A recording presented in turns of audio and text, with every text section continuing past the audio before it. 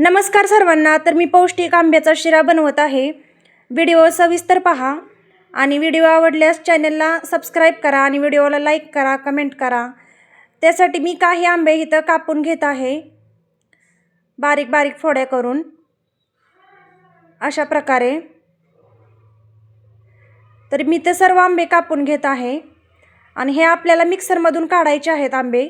ह्याची बारीक ग्रेव्ही करून घ्यायची आहे। तर हे सर्व आंबे मी मिक्सरमध्ये टाकत आहे आणि एकदम बारीक करून घ्यायचे, अजिबात गोठळी राहिली नाही पाहिजे आंब्याची। तर इथं मी सर्व आंबा बारीक करून घेतलेला आहे। कढई गरम करायला ठेवलेली आहे, त्यात टाकले तूप। हे घरी बनवलेले तूप आहे मी। नंतर टाकला रवा। रवा हा मंद आचेवर भाजून घ्यायचा, लालसर होईपर्यंत। फ्लेम अजिबात वाढवायची नाही गॅसची, रवा करपू शकतो। अशा प्रकारे सर्व रवा व्यवस्थित भाजून घ्यायचा आहे। आणि या ठिकाणी आपला रवा भाजत आलेला आहे, मस्तपैकी लालसर कलर आलेला आहे बघा रव्याला। तर मी अजून थोडा भाजून घेत आहे। तर आता छान प्रकारे भाजलेला आहे। आता रवा आपण काढून घेऊ,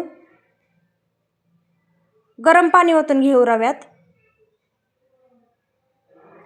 आणि हलवून घ्यायचा। इथं घट्टपणा आलेला आहे रव्याला, तर अजून थोडंसं गरम पाणी ओतून मी परत हलवून घेत आहे, म्हणजे रवा मऊ होतो। तर आपला रवा छान मऊ झालेला आहे। एकीकडे मी छोट्या पातेल्यात तूप टाकले, त्यात टाकले काजू बदाम। तूप गरम होऊ द्यायचे आणि मग काजू बदाम टाकायचे।